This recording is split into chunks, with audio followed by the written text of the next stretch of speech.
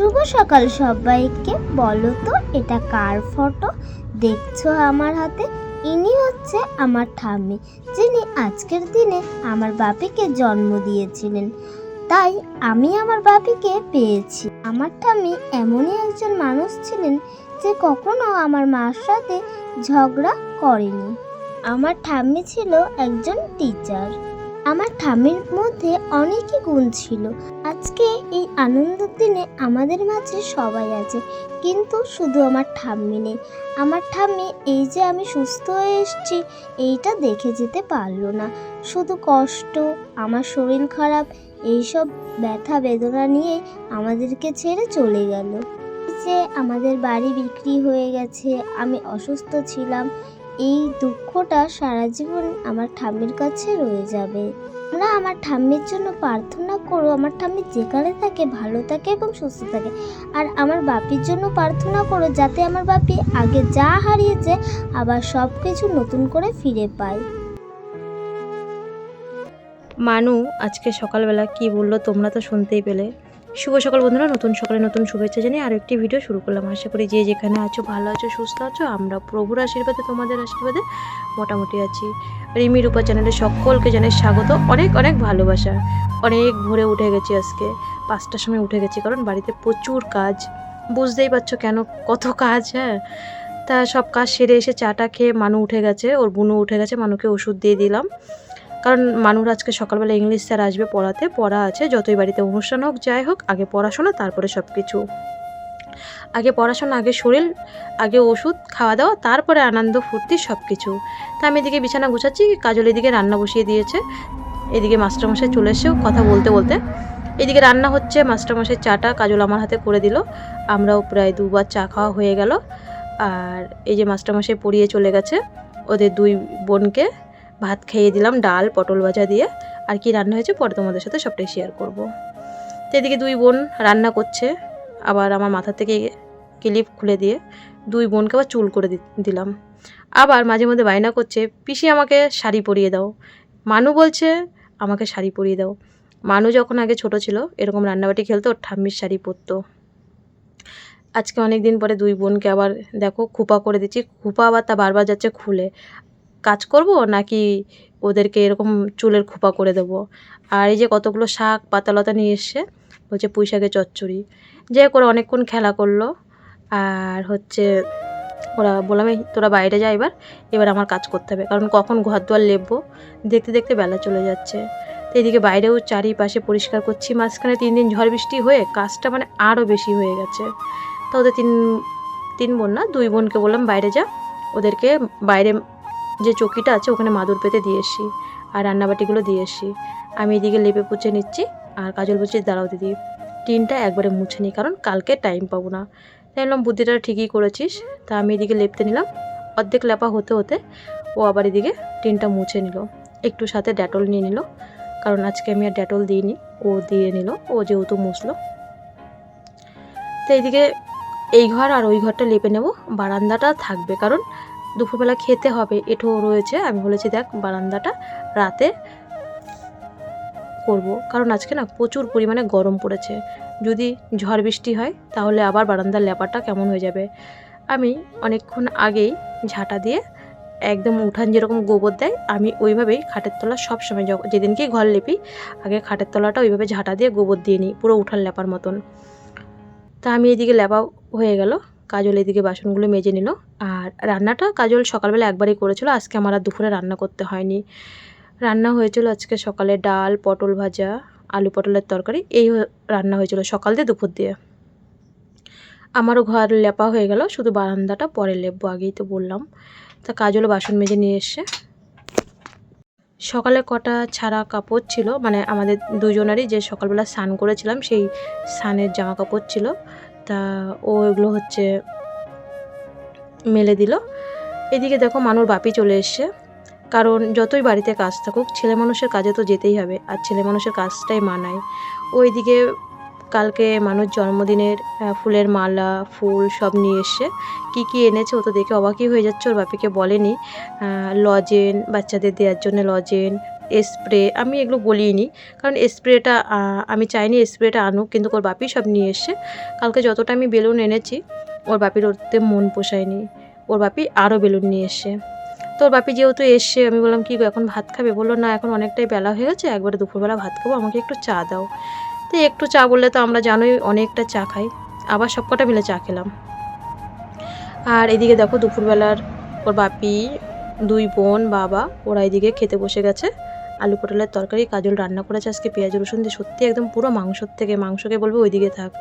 আর দুই বোনকে একটু ডিম ভেজে দিলাম, 2টো ডিম ভেজে দিলাম, কারণ আমাদের ছোট পুচু হচ্ছে একটু ডিম ভাজা হলে ভালো ভাত খায়। তো দুপুরে খাওয়া দাওয়া কমপ্লিট।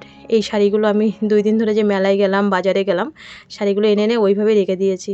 তা আমরা আর কি যেটাই বাইরে পরে যাই সেটা বাথরুমে ছেড়ে তুই হয়তো একদিন পরে ধুই, সেটা পরে তো আমরা ঘরে আসি না। তা আমি বললাম চল এবার সব যা জামা কাপড় আছে পুরো সারা বাড়ি একদম প্যান্ডেলের মতন জামা কাপড়গুলো মেলে দিলাম। এই ভিডিওটা এই জায়গাটা এরকম হয়ে গেল কেন বুঝতে পারিনি।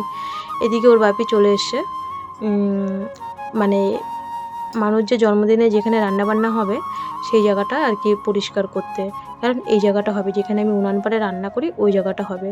তা ওই জায়গাটার প্লাস্টিকটা নষ্ট হয়ে গেছিলো ঝড় বৃষ্টির কারণে, তা হচ্ছে ওইটা খুলে দিল মানুর বাপি। আর আমার যে সবজিগুলো ছিল যা ছিল সবটাই গুছিয়ে নিলাম, গুছিয়ে চৌকিটা ধুয়ে দেবো, এখানে হচ্ছে সব কিছু রাখার জন্যে বাসনপত্র সব কিছু। তা কাজল আমি পরিষ্কার করে ফেলাম, এখানে একটা টিভি ছিল আমাদের পুরনো টিভি, সেটা ওই পাশে ধুয়ে আসলাম। কাজল উঠানটা ঝাড় দিল, আমি নোংরাগুলো, মানে দুজন মিলেমিশেই করছি। আর সত্যি কাজল যদি এই দায়িত্বটা না নিত আমি হয়তো করতে পারতাম না একা একা, কারণ মানুষ ওষুধ ঠিক মতন রান্নাবান্না পড়াশোনা সবটাই দেখভাল করতে হয়। আগে ভিডিও করার আগে বাচ্চার ট্রিটমেন্ট সব কিছু, ভিডিও সে যখন খুশি হয় তখন ছাড়বো। তা কাজ করতে করতে বিনিতারা আজকে মামাবাড়ি চলে যাচ্ছে। বিনিতা হচ্ছে মানুষ জন্মদিনে থাকতে পারবে না, এত আনন্দ করলো, কারণ ওর দিদির মেয়ের আবার ছেলের দুজনেরই বিয়ে এক বাড়িতেই। তা ওরা চলে যাচ্ছে আজকে প্রায় শিলিগুড়ির কাছে। তা দাদা আবার মানুকে ডাক দিল যে রিমি আগে তো আমার মা ছিল, কারণ পিসিমা আমাদের মধ্যে নেই, তোমরা জানো পিসিমা মারা গেছে। তা বললো আমার মা আগে আমার বাড়ি দেখতো, এখন তো মা নেই, তুই কিন্তু বাড়ি দেখবি। তা মানু 1 সেকেন্ডের জন্য রাস্তায় এসেছিলো, বললো ঠিক আছে জেঠু তোমার কোনো চিন্তা করতে হবে না, আমরা তো আছি। তা ওরা চলে গেল, আমরাও রেডি হয়ে শুভ বিকাল বন্ধুরা। দেখো সেই ভোরবেলা চান করেছি, এখনও ঠিক মতন চান করিনি, কোনো রকম মুখটা ধুয়েছি। তা এখনও পুরো কাজ কমপ্লিট হয়নি। ওর বাপি বললো, ওর বাপি আমার মালের অর্ডার ছিল, ওরও দোষ নেই বললে তো হবে না। ওর হচ্ছে মানে নাইটি শাড়ির অর্ডার এসছে, মানে আমার অর্ডার এসছে, ওইগুলো দিতে গেছে জলেশ্বর মোড়ে। বলো একটু তোমরা যাও গায়ে বাজার করতে লাগো, আমি আসি। আমি বলছি এখন হট করে বলছো বাজারে যাবো, তা বলছে যাও একটু কষ্ট করে, আর কি করা যাবে। বলছি এইদিকে এখনও কত কাজ রয়েছে, এখনও বারান্দা লেপিনি, কিছু করিনি। তো বলছে যাও তুমি করতে লাগো, আমি আসি, কারণ একবারে সব বাজারই করা হবে, চাল তারপরে এই আলু টালু মানে যা যা লাগে আর কি, সেইগুলোই আর কি বলছিল। তা যাই চলো।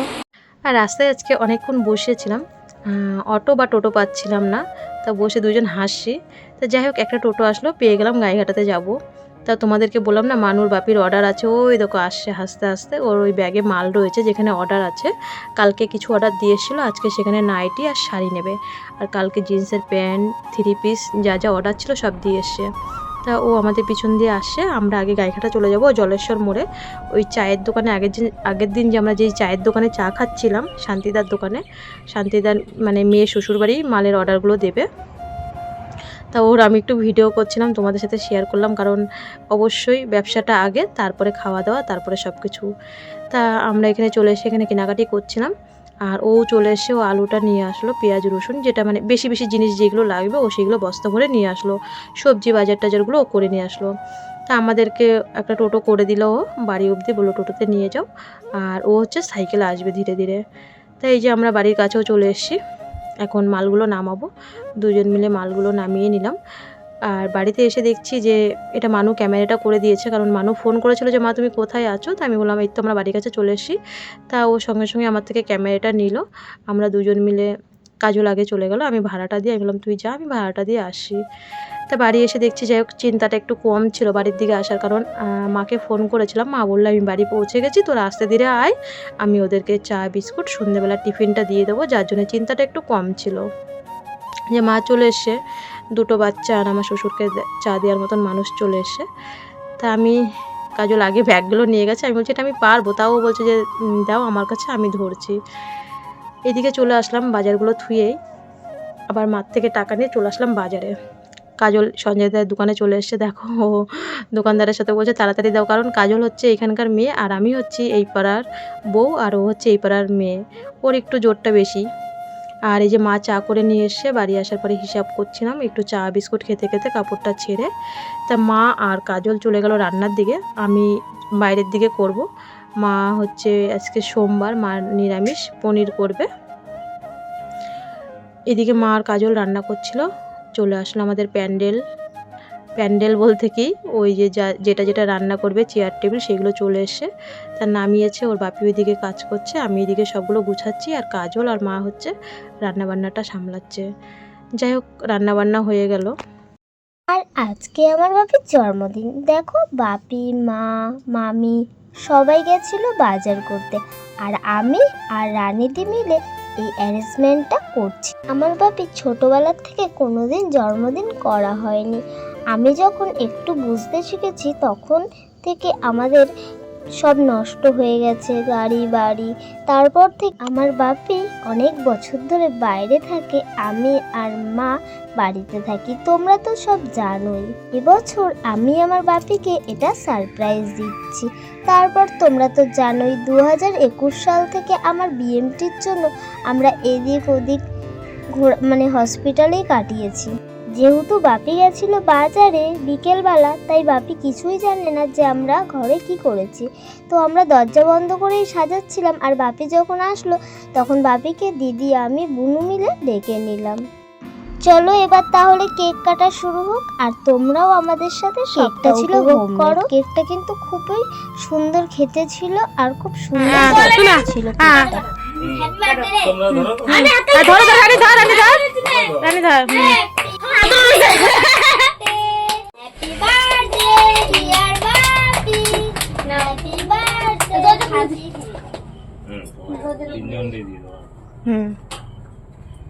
কি গরম পড়েছে।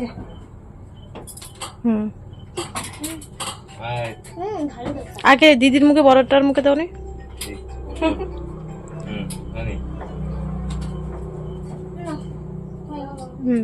দেখো আমার বাপি রানীর মিষ্টি খাওয়া হয়ে গেছে, কেক খাইয়ে দিল, আর আমিও একটু কেক খাইয়ে দিলাম বাপিকে।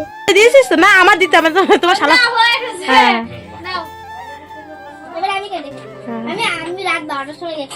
আমাদের সংসারে নতুন করে পথ চলা আবার শুরু হলো। রানীকে কেক দেওয়া হলো, আর এই তরমুজটা ওর বাপি এনেছিল, আমি জানতাম না। তো বলছে যে তুমি এক কাজ করো, তরমুজটা এখনই কাটি রানীকে দিয়ে দাও। তো তরমুজ খেয়ে চলে গেল রানী। আমিও এইদিকে আবার কাজে লাগতে হবে, ঘর দর গুছাতে হবে। দরজা জানালার পর্দাগুলো অনেক দিন হয়েছে, আনাও হয়েছে, লাগানো হয়নি। তা ভাবলাম পয়লা বৈশাখ গেল, ঝড় বৃষ্টি গেল, তার মধ্যে আর লাগানো হয়নি, পয়লা বৈশাখে লাগানো হয়নি কাজের ব্যস্ততায়। আমি ভাবলাম থাক, একবারে মানুর বার্থডেতেই নতুন জিনিস ভাঙবো। আগে আমার পর্দা ছিল, সেগুলো যাই হোক আমরা আর কি আমফান ঝড়ের সময় বাড়ি ছিলাম না, তখন ঘর দুয়ার ভেঙে গেছিলো, তখন আমার শ্বশুর ওগুলো ফেলে দিয়েছিল। তারপর আর আনা হয়নি। আর 21 সাল থেকে তো আমরা বাইরেই রয়েছি, ভেলুরে আজকে 3-4 বছর ধরে বাইরে থাকলে যেটা আর কি বাড়ির পরিস্থিতি হয়। তো এটা হচ্ছে আমার ছোটো ভাসুরের মেয়ে। মানু নাকি আগেই বলেছিল যে আমার বাপির আজকে বার্থডে, বুনু তুই আসবি। তা ওর আসতে লেট হয়েছিল বলে আমি ওর জন্য কেকটা রেখে দিয়েছিলাম। তো কেক খেয়ে ওরা 3 বোন ঘরে রান্নাবাটি খেলছিল, আর ওই রান্নাবাটি একটু পরপর তুলতে হয়, আর একটু পরপর আবার খেলে, আর কিছু করার নেই। মানুও বেশ ভীষণ খুশি, আজকে 2 দিন ধরে ওর বোন এসছে, একটা খেলার সাথী, একটা বলার সাথী, সব কিছুই হয়েছে। যতই আমি ওর সাথী হই, সবটা কিন্তু আমার সাথে কি ওকে আমি টাইম দিতে পারছি না আজকে 2-3 দিন ধরে।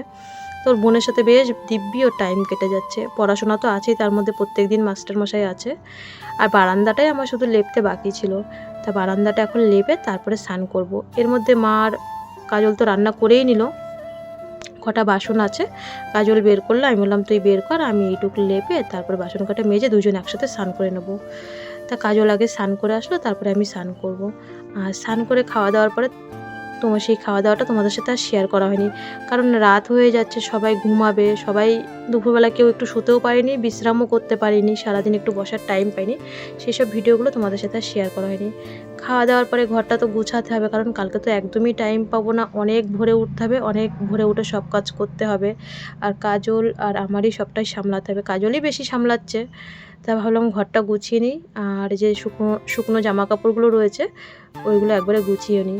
তা কাজল এদিকে সুকেসটা গোছাচ্ছিলো, আমি এদিকে মানুর বইয়ের তাকটা গুছিয়ে নিলাম, আর জামা কাপড়গুলো গোছাবো, এটুকুই করবো। আর ভালো লাগছে না সেরকম একটা রাত্রিবেলা কাজ করতে। কাজলকে বললাম ট্রে, কাচের গ্লাস, তারপরে প্লেট যেগুলো আছে সব বের করে ফেল।